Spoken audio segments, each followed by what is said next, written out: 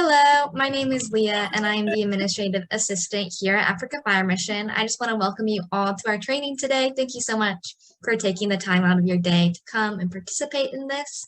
And I also want to thank our host, or our presenter, Howard Cohen. He is filling in again today, and we are just forever thankful and appreciative of him. He's always there for us when we're down on our luck and we really need someone. He just always comes through for us, and so I want to thank him today for that. And I also want to remind everybody that this is being recorded and we're going to be posting it on our YouTube channel later today. So if you either don't get a chance to see all of it or you just want to go back and refresh your memory later on, it'll always be there for your later viewing. And I also just want to say that to receive your certificate today, you do have to attend 75% of the training. And that usually looks like 45 minutes. If the training lasts a full hour, then it's 45 minutes. And if you don't want the name on your Zoom right now that you're seeing your username as, if you don't want that on your certificate, change your name because that will be the name on your certificate. So you can either change it manually yourself, or you can just chat me in the Zoom chat window and I will see that and I can change it for you on your certificate. I'll take note of it. And also, if you want to ask a question throughout the training, please raise your hand, or you can text it in the chat as well, and I will voice that for you. But if you want to ask a question, just raise your hand and we'll definitely call on you. We'll be looking out for you guys throughout the training, making sure that all questions are being answered. And I think after that, all I have to say is I'm going to pass it off to Jose, and he's going to share a little word of encouragement with you guys. Thanks, Leah. Much appreciated. Welcome, everyone. I'm back from Malawi, and I'm excited to join you guys after two weeks. It was a great time at Malawi, and I bring you greetings from the Malawi firefighters all across Malawi, from Lilongwe, Blantyre, and Mzuzu. Those were the main cities inside Malawi. And with that regard, when I went to Malawi, one thought came into my head, in the sense that have you ever had a good place? For example, you're being invited for a meeting, or you're invited for a dinner or a party. Let me say a party. Do you come along with your friends, or you just go alone? You just had it somewhere, maybe on Facebook, that hey, there's a party, a free party somewhere, and you find that it was interesting. Do you invite people? Do you invite people to come and get the good news? Yes. So I'd really encourage you, even as you found this good place with the classes that we are having, that you get to invite your friends. And it takes me back, or rather, it takes me to the Bible in John chapter 1, verse 45 and 46. You'll allow me to read.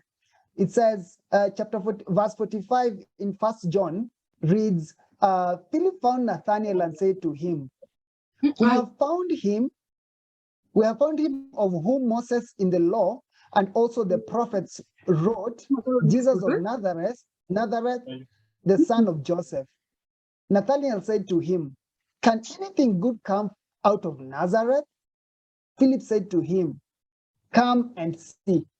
The reason why I'm raising this up is that when people ask you, hey, come to these Zoom classes on Wednesday, and then they'll ask you, what good thing is that there in that class, And the only thing that you need to tell them is, you know what, you just register and come and see the goodness, So it is just a refresher time that you can actually get to benefit from.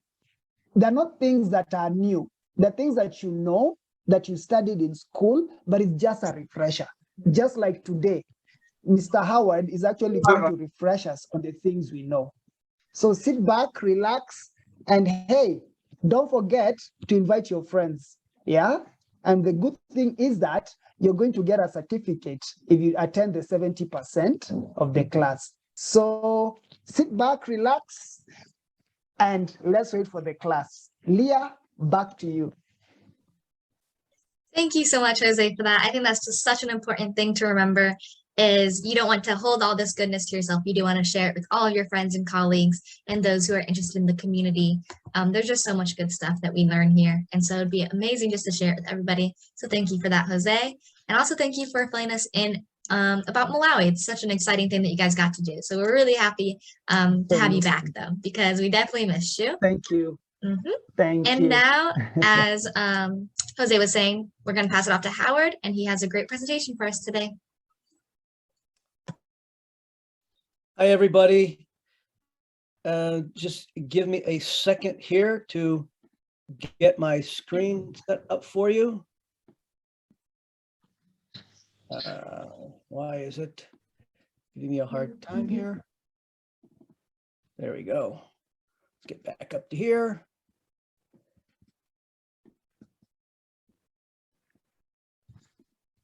So let me just say that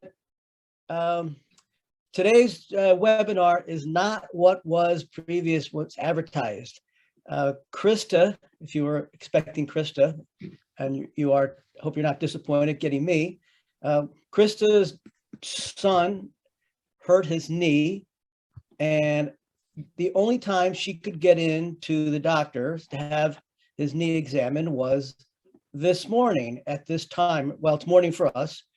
And I apologize for taking me so long to get my screen set up here. It's just this little element in the Zoom doesn't always work as smoothly as we would like. So anyway, Krista was going to talk to you all about drills, easy drills that you could do. I think it's a great topic. And in fact, I have one similar to that I put together, but I was waiting for Krista's, and she ended up having her fire department had a busy night. And so I didn't get her information, which too late to do anything with. And so I decided to do something else that I'd been thinking about doing with you all for a while. And I worked on it. And what I want to do is introduce you to something called critical incident stress management, which I will be explaining to you as we go along. So, but first, as always, I like to make sure that I say thank you to everybody, to all of you for taking time out of your busy days to come and attend this webinar. You put a lot of trust in us that we are going to be sharing information of value. Of course, time is a precious commodity, so the last thing I want to do is waste your time. And so I want to thank you, Jose and Leah, for your support. And also I need to thank all the firefighters from whom I've learned over the years. There's too many to name, and they come from all over the world, but I do need to just put out a big thank you to everybody. So with that, let me tell you that before I get into telling you about crisis incident stress management, let me tell you where I'm coming from as with regards to this. So I am actually the president of an organization here in my home state, in the state of Vermont, called the Green Mountain Crisis Incident Stress Management Team. It's a mouthful. We also just call ourselves the CISM team. So what we do is that whenever there is a traumatic event within a fire department, primarily a fire department, I'm also part of a second group that works with law enforcement. But we primarily work with the fire service. Whenever there's a traumatic event, which I'll explain in more detail what constitutes a traumatic event. After the event, we are invited in, if the chief of the department wants to invite us, to come and do what's called a debriefing, a crisis incident debriefing. And it's a very specific technique. It's a very specific set of steps that are designed to foster resilience and help bring a person who experienced trauma back to kind of a normal state of well-being. I'm going to go into more detail about that, but I just wanted to give you the background that this is something here in North America and other parts of the world. I don't know how much is happening in your respective countries, but we're really taking a hard look at the impact of all the various stressful encounters that first responders have to learn to live with, or maybe they don't really learn to live with them, but they experience them. The traumatic, horrible car accidents where bodies are thrown and torn apart, fires where small children are killed, terrorist attacks where innocent citizens are hurt. All these things take a toll on the first responders over the course of time. And as all of you know, as first responders, we have a tendency to stuff this stuff so that we can do our job. And when in fact, we may be stuffing it, but it's there doing stuff. So I want to start with a short video. This is a firefighter talking about his experience, and it'll kind of set the tone for where we go from next. Okay. We were sitting around the station. It was a Sunday afternoon, playing tiddlywinks or whatever. Probably not that, but I think we were playing cards. And I remember vividly complaining. It was boring. So this is boring. There's nothing going on. I wish it was a fire. And then the bell tipped and off we went. There was a fire across the street from the Admiral Street Fire Station, right across the street. Took us about 5 minutes to get there. We were in a different part of the town. There were 2 kids in a bedroom. Search went on and they took the kids out and they were dead. A 2-year-old and a 1.5-year-old. No, it was 1.5 and 3-year-old. And I was on the rescue that day, detailed. I was normally on the fire engine, but for some reason I've been detailed to rescue. So the fireman brought the one baby to me and just handed it to me. And then the body was so hot, my gloves actually melted onto his skin. And then they brought the little girl out and I had them both. And I brought them over to the rescue. And I was a fireman at the time. I wasn't even in EMS. I was an EMT basic. So I did what EMT basics do. I had both of them on the stretcher, doing compressions on one and bagging the girl. And anyways, I thought it was pretty bad, but I handled it, or so I thought, very well.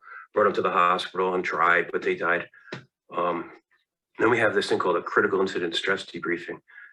About a week later, and there was a veteran firefighter there, a guy named Billy. And we were talking about it, and it's supposed to help, but being an arrogant young man, I was didn't need this, and I was just kind of going along for the ride. And Billy broke down. I just couldn't understand it. I truly couldn't understand why, because that's what we do, The kids died, and it didn't bother me, so I thought, but I talked to Billy some years later, and he remembered that incident debriefing, and he remembered looking at me and saying, yeah, he's going to be in my shoes someday. And sure enough, I was. It just culminates. That call 24 years later, it's vivid as yesterday. It truly is. And it did. It stuck with me, even though I didn't think it would. And all the other calls that went after it, they just add up. They really do. And it's we deal with it. We go on, but it changes you. It changes you a lot. And plus age, and I don't think there's anything far different from people aging and experiencing life. It's just a little more colorful at times, I think.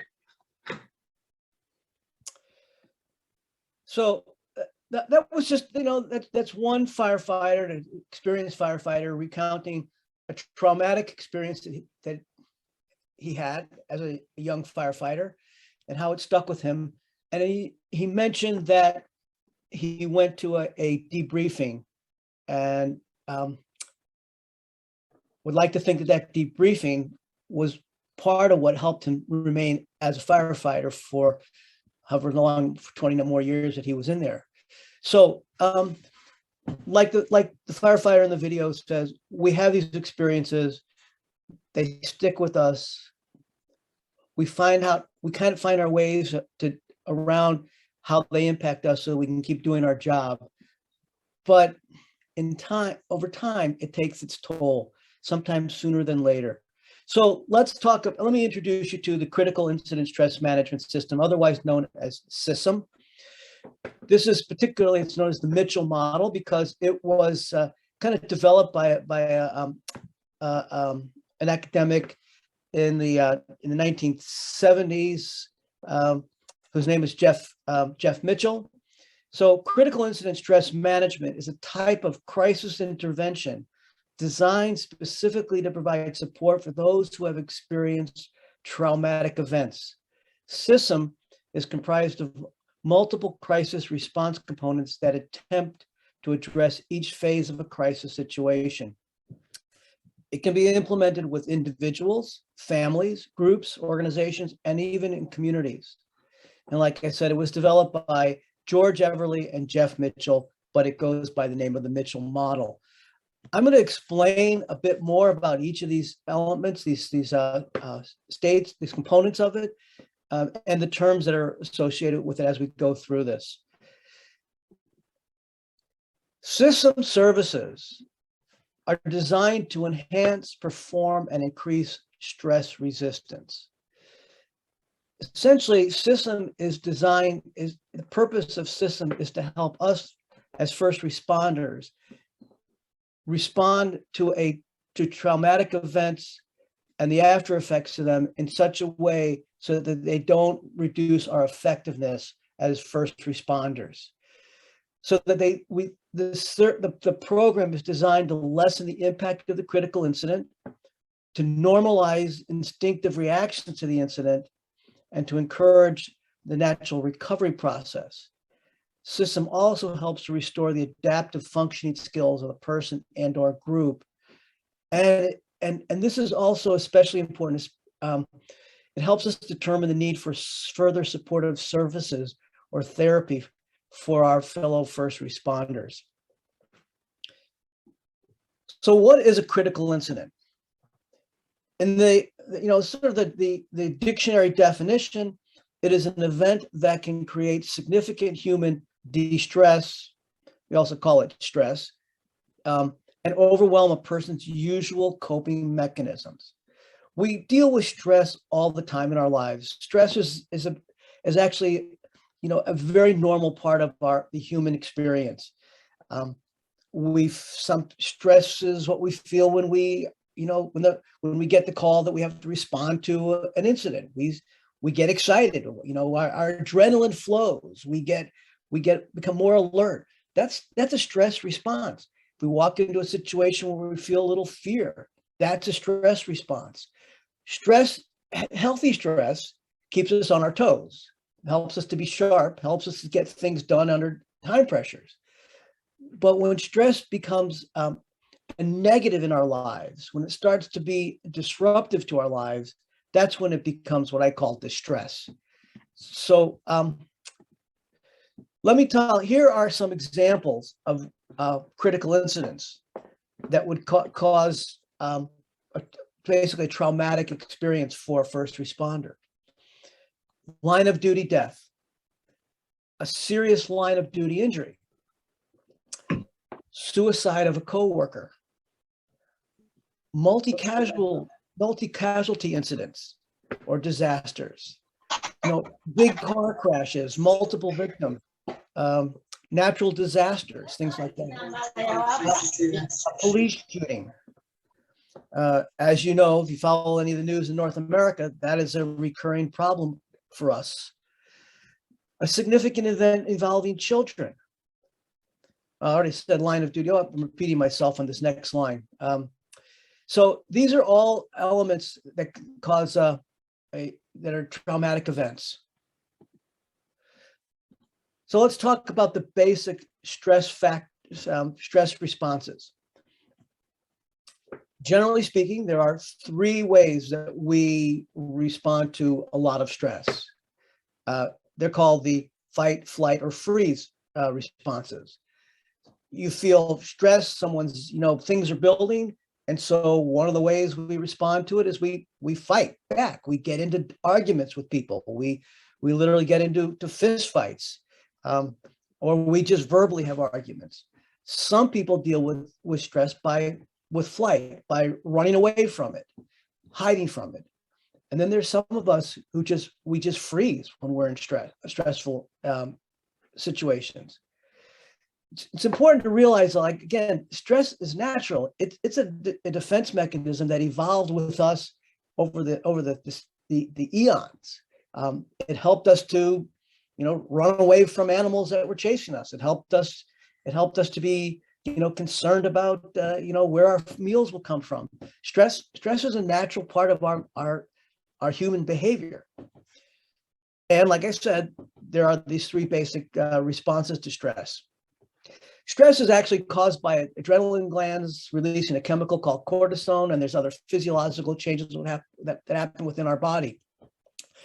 Like any drug that we take into our system more than we need in an ideal way, it has physiological effects on us.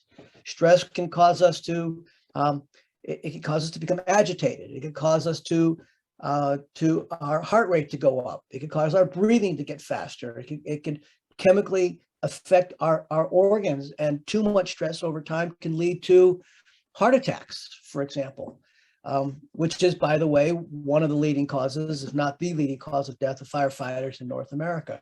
So stress has both an emotional and psychological effect, but it also has a physical effect on us. Let me say it again. Some stress is normal and healthy. It's what helps us to stay out of trouble. It's what helps us get things done at times. But too much stress is not. Too much stress, and with no release of it, it builds up and it builds up until it has to overflow somehow. And there are different ways that stress overflows. And you can see this little cartoon, the Institute for the Study of Emotional Stress, and he's throwing the professor out the window. So violence, fighting, that's one way of releasing stress. Not a healthy way, but it is a way. Some people cry, some people drink, some people do other things, which we'll talk more about. So stress can be the result of an isolated incident. Acute stress, it could be, one thing happens and it's just overwhelming to you. It's like this little cartoon. Well, thank God we all made it out in time, the fish says to one or the other.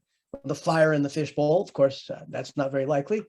But now we're equally screwed because now they're out. So it's an isolated event. It's causing them this stress. On the other hand, stress can be the result of cumulative events.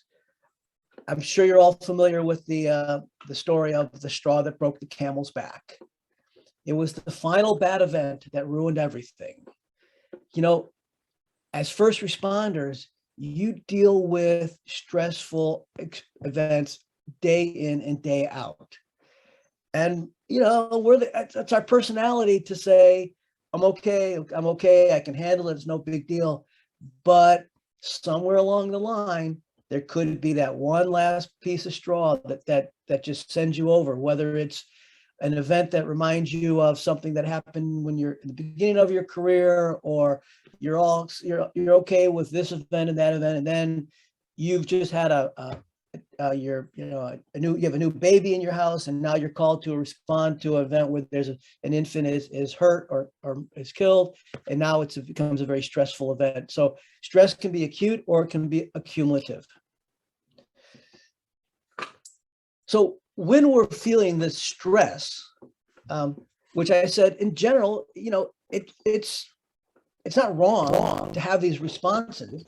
Your reaction is your reaction. How you're responding to stress is neither right or wrong, because there is no wrong way to respond. People react differently to the same event because, well, we're different. We have had different life experiences. You're a normal person having normal reactions to an abnormal event. That's what's happening. But when we start having stress symptoms that impinge or impact negatively on our relationships, on with our colleagues, with our partners, with our family, or they're hurtful to ourselves, then the stress has moved from now it may be initially in a normal reaction, but now it's turning into an unhealthy response. And that's where the whole CISM program steps in. Just take a look at some of these stress-related symptoms that can be that can become unhealthy for us. Anxiety, panic. You become afraid to respond to calls because of you're stressed out based on the last ones that you've had. You may be, more angry than you want to be or that you usually are, and it's affecting your relationships. On the other hand, you might be feeling kind of a helplessness, which might lead to a kind of depression, which could lead you to feeling maybe suicidal, which is a form of self-violence, because the stress has been building in you. You may become violent in ways, reacting, yelling at your children or your partner, and throwing things, or even using your hands in a way that you don't want to use them. You may become impulsive and start doing things that you're just like, why am I doing that? Why did I go out and spend that money on this thing? Why am I doing that? You might be drinking more. You might be starting to use drugs, self-medicating yourself through drugs or through alcohol. These are all stress-related symptoms. Here's some more unhealthy responses or coping mechanisms to stress. You might find yourself sitting in front of the TV or your computer screen for endless hours, wasting time, avoiding your relationships, avoiding your partners, avoiding your friends. Or maybe you're doing the opposite, and you're suddenly living a crazy social life. You're not sleeping, you're going out and you're partying too much. You might be overeating, so you might be having weight gain. On the other hand, you might lose your appetite. You might be losing weight. You might be sleeping too much, can't get out of bed in the morning, have a hard time getting going, and you might just be feeling burnt out. All of these are unhealthy responses to and ways of coping with excessive stress in your life. Here are some more. Drinking too much, lashing out, taking up smoking or smoking more than usual, and using drugs, illegal or prescribed. CISM services are designed to enhance performance and increase stress resistance, which means they're designed to lessen the impact of the critical incident so that you're not engaging in these various unhealthy behaviors as a result of stress. But they do normalize the instinctive reactions to the incident so that when you have this experience and you start feeling crazy because of what you experienced for whatever reason or however you're experiencing it, the CISM session helps you to understand that's normal. People have those experiences after critical events. What we need to do is bring you back to what's a normal, healthy way for you to behave. So CISM encourages the natural recovery process to getting back to where we want to be, how we want to be performing, how we want to be in relationships. It restores our ability to function with other people and in groups. And the other thing the system does for us, especially for the leaders, is it helps us determine whether some of our first responders would benefit from further supportive services. I don't know what's available for you in your districts or in your countries. I will say, while there are supportive services available here in the United States, sometimes they're hard to access, and sometimes people don't want to access them for different reasons. But supportive services could include a clergy person. If you have a minister or an imam that you have a connection to, that person could be helpful to you as someone you can talk to and learn how to help manage the stress that you're experiencing.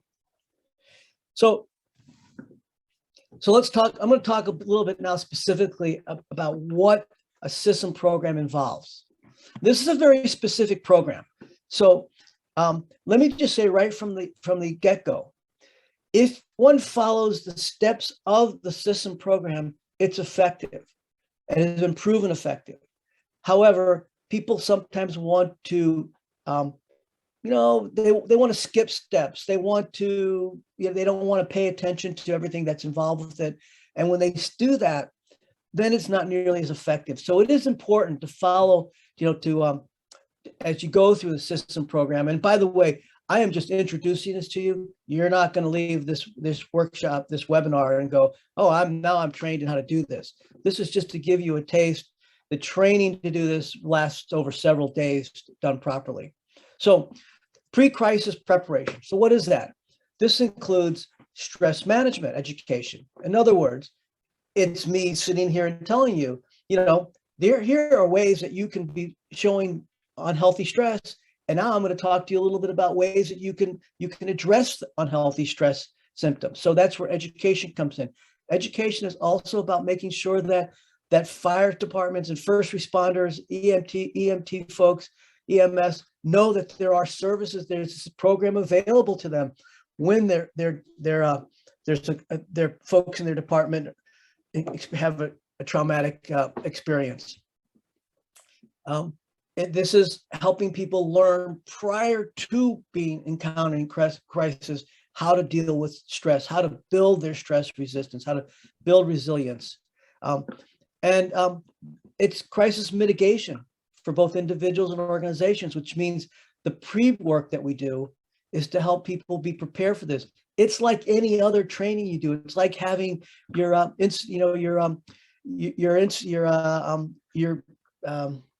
word just skipped out of my mind. Having a report about different buildings in your fire district. What do they look like? What's there? It's the preparation that you do in advance of an incident. So that's pre-crisis preparation, and that's education. And the more education we could get into the society, just the same as the kind of fire prevention that Jose has been doing, the more people know up front, the more they'll recognize that people around them that are having these problems, and the more they'll be prepared to address them when they come up. So step number 3 is called diffusing. Diffusing actually has 3 steps to it, and it's a structured small group discussion that you do within hours of a crisis. Its purpose is for assessment, triaging, and an acute symptom mitigation. Let me expand on those terms. So assessment. Are there members of your fire department, your fire service, or your EMS crew that are showing already? They're showing signs of acute stress. You're going to want to provide some intervention. That might be one-on-one, or it may be even more involved.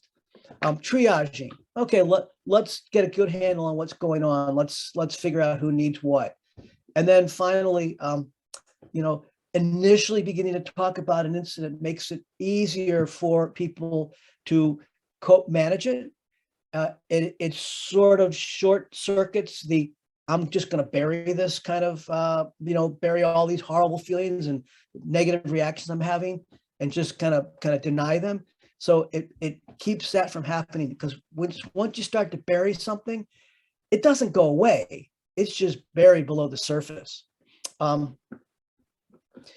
And so step 5, that's following the diffusing. I'm sorry, I got ahead of myself. Following the fusing, we then have what's called a debriefing.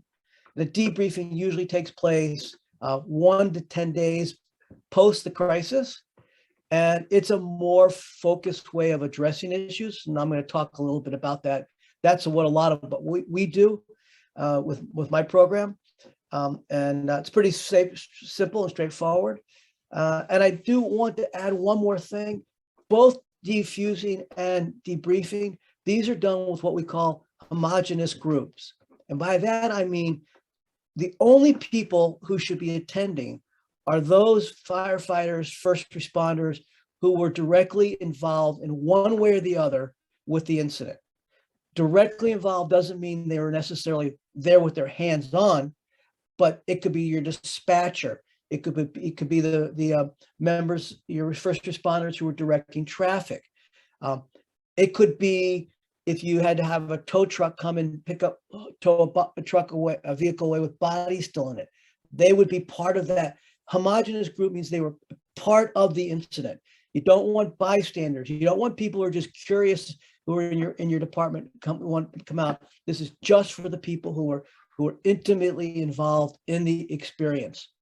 And then so 5, that's pretty self-explanatory. We want to be attentive to people if they need one-on-one intervention.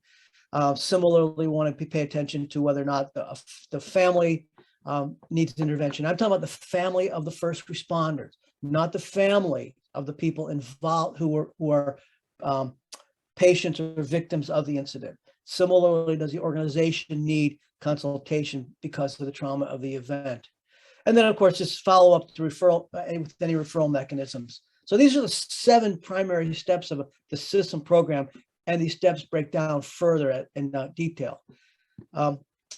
So another way of thinking of CISM is that it's psychological or emotional first aid.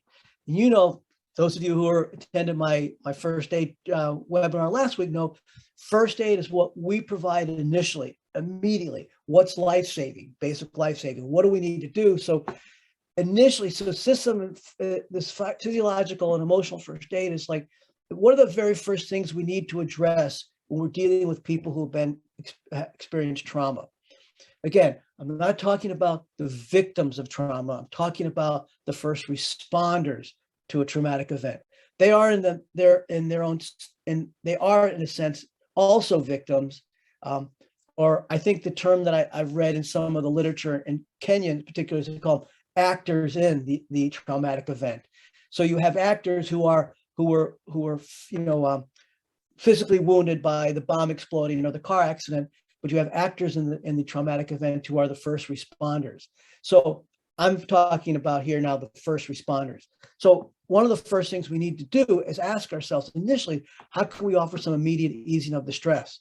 That might mean something like, making sure the person has something to drink, or they have food if they're hungry.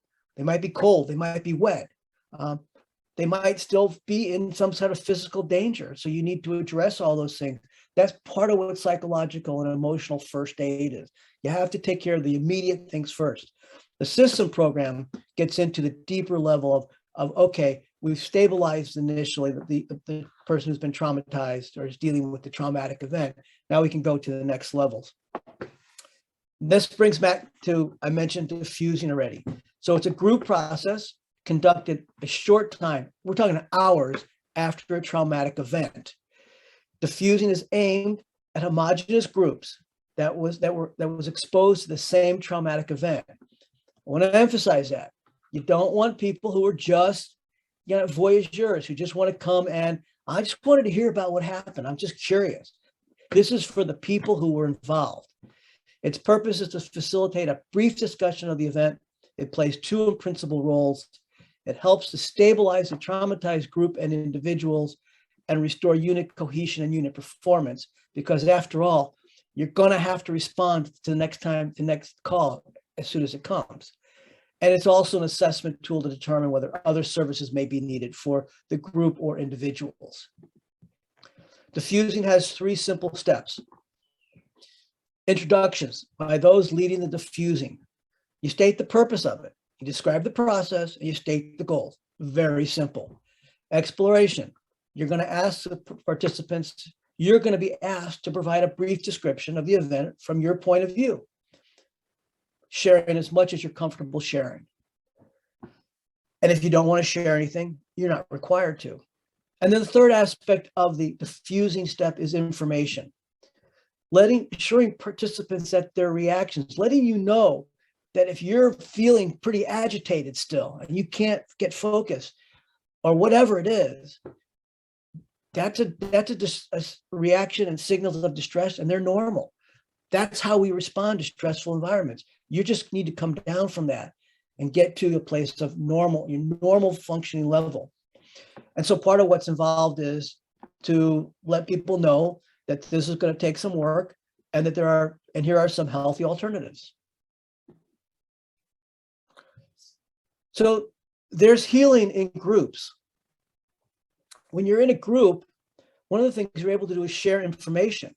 Here's what I do when I'm feeling stressed. I learned this from someone else, or whatever it might be.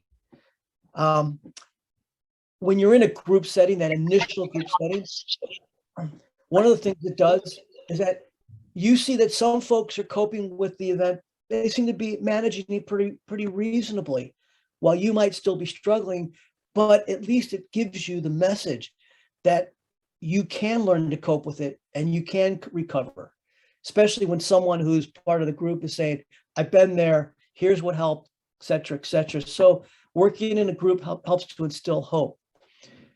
People in groups, especially first responders, we're altruistic. We want to help. We want to help one another. And so doing it in a group, we give and we get help. It's a very important thing. It's very, very important to be willing to receive help, but also to offer help.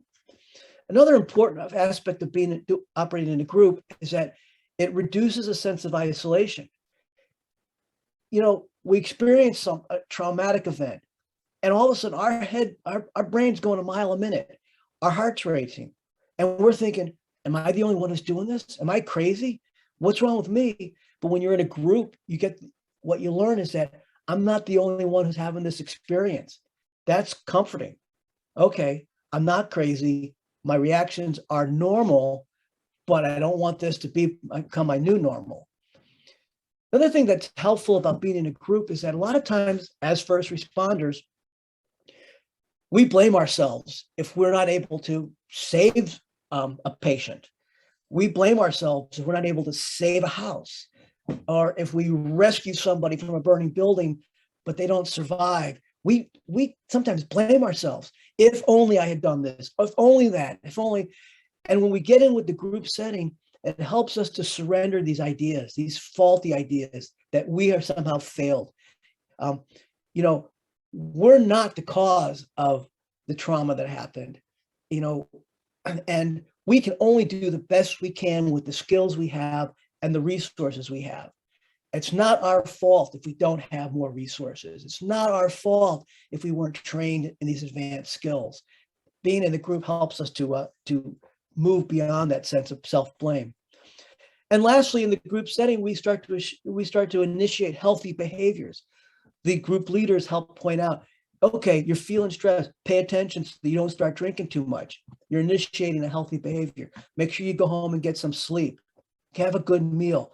You start to lay the foundation for all the skills that you need to actualize in order to reduce the stresses that you've been experiencing. I'm going through this fast. I know there may be questions. You can fire them at me afterwards. Yeah, that's don't hold back on your questions, but let's save them for afterwards. So, second part of the CISM experience is debriefing. This is what my group does a lot of. We do a lot of the debriefings because of the time it takes for us to get all the players in place. Debriefing is there's a handful of steps in the debriefing process, and it's conducted, I said here, 7 to 10 days. It could be anywhere from 1 to 10 days after the traumatic event, but it usually takes us at least 3 to 4 days to, first I have to make contact with the chiefs involved, and then we have to get all the players involved, and that usually takes anywhere from 7 to 10 days. So as a debriefing is a small group doing psychological first aid together. The primary emphasis of the debriefing is to inform and empower a homogeneous group again after the threatening or overwhelming traumatic situation. A debriefing seeks to enhance resistance to the stress reactions, build resilience, or the ability to bounce back from the traumatic experience, and facilitate both a recovery from the traumatic stress and a return to normal healthy functions. The debriefing does what the diffusing does, but the diffusing is just very short term, and the debriefing is a more involved process it's sort of a deeper way of addressing it. So these are the 7 steps of a debriefing. Step number 1, you're going to introduce yourself. Now the group members, they're going to all know each other, right? But the facilitators, those of us who come in to facilitate the group for someone, and by the way, you don't facilitate a debriefing if you were part of the traumatic event. You bring in outside people to do that. So we introduce ourselves, we explain who we are. Usually that involves a little bit about our background and how we got into doing this kind of service, and what our expectations of the session together. Then we go into what's called the fact phase. The fact phase is ask, what was your role during the incident? What did you observe? What were you personally involved with? And what comes out of this is that, there are people don't realize in the midst of the crisis that you're responding to, all the things that are happening around you. And someone might say, I was in there stabilizing the neck, and someone else will say, I didn't even realize you were in there. I was working on the blood pouring from their leg down below. And so you're just sharing your perspective. You might be the dispatcher, and all you hear is the chatter over the radio, what's going on. So you just share your experience. What did you observe? We usually just go around the circle and let people talk. We do this. Step number 3, what were your first impressions? What were your thoughts about the event? What was going through your head when as you're there, in the midst of that moment? Some people say, I have no idea. I don't remember. I just, all I was thinking about was, what did I just learn at my first aid class? I mean, I've done debriefings with people who literally the day before learned how to do CPR. And then the next day they're doing CPR, and their thought is like, I have to remember everything I was taught, and that's their thought. So everyone's different. What's your reaction? How is this personally affecting you? What's the personal impact? And what was the worst thing for you? I did a debriefing with a group. They knew the victim. Some went to school with them. And that was a very strong personal impact on them. Another person at the debriefing was saying, I didn't know him, but I just learned all this stuff. And it's like, wow, now I got to use it. So, what was the worst thing for you?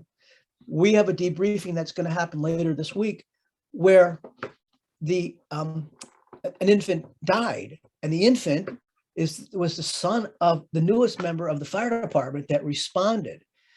And the EMS crew that came, they had a member on the crew who's responding. She was on her first shift of her first day as an EMT. So what was the worst thing for you? It's going to be different for each person. The next step is, what signs of distress are you experiencing? You get nervous laughters, and people start talking about what it is they're experiencing. They'll giggle and say, yeah, me too, or no, I haven't been able to sleep, or, I just can't believe how hungry I've been. So you start talking about the symptoms. Then we jump in and we start teaching what are good, healthy coping means when you have, to get you back to a normal place, to get you back to a healthy, normal place. We don't want you to normalize unhealthy behaviors. We want you to, that's what the debriefings are for, to help you get it out and diffusing it so you don't normalize unhealthy behaviors. And finally, we start talking about what comes next when we're done and you're back into your home life. And then we give handouts, which I'm going to make available to all of you that you can download with the from Leah afterwards, and it's what we use. What questions do you have? And then we talk about, we help them think about the transition back into to be normal. So lastly, that brings us to follow-up and referral.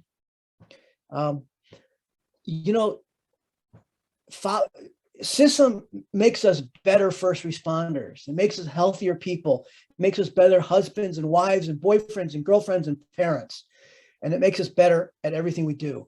Bottling that stuff up is not good. It doesn't go away, and it will find its way out, and almost always in harmful ways to you or the people you love. So CISM is about getting on the path to a healthy back to where you want to be. And that might mean, following up, a chief follows up or a captain follows up with one of their firefighters and to see how they're doing. And firefighter says, I'm not doing good. My life feels like it's falling apart. Then you say, let's get you some more help, wherever that may come from in your respective communities. So here's what the goals of CISM. This is what it boils down to. We want to help first responders return to good emotional, psychological health. We want to develop resilience so that you can handle the crap that comes your way. And nobody sees the kind of stuff that first responders see. You guys know it. And this is just to help you cope with this stuff. And it's to prevent more serious PTSD, post-traumatic stress disorder, that really can wreck up people's lives. So that's what our goals of CISM are. These are the threats that it boils down to. So I'm not going to talk about the debriefings. I'm just going to, they're multi-page, but I'll send them to Leo as PDFs, and you can download them. This is what we at CISM, Green Mountain CISM, crisis incident stress management team. This is what we do. We hand them out. We talk it through. When we do our debriefings, we follow the textbook that we have. The handouts.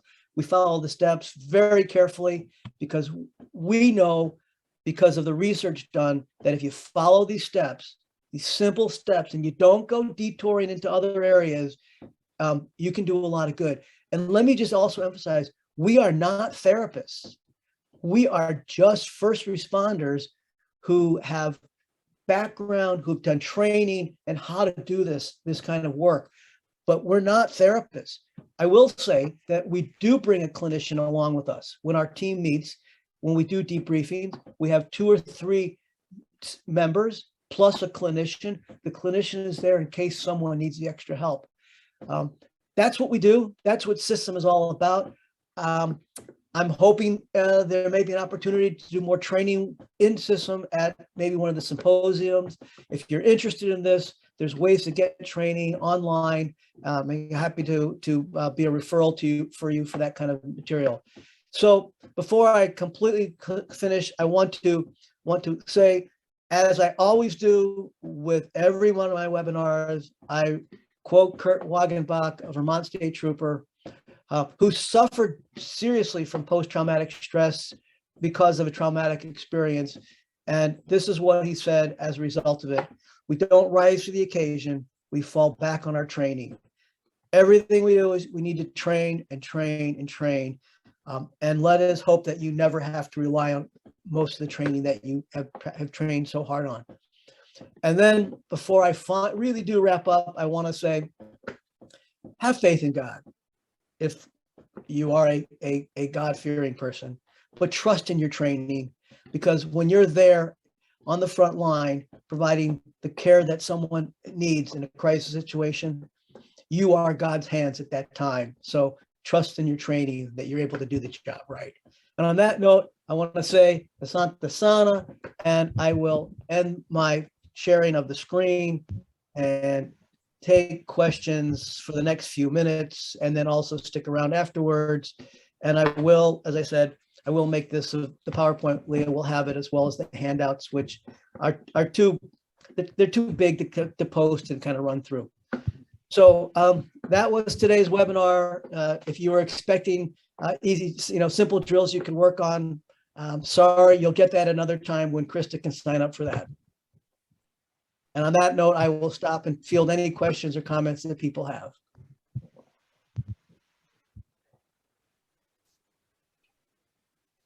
Just go ahead. Thank you so much, Howard.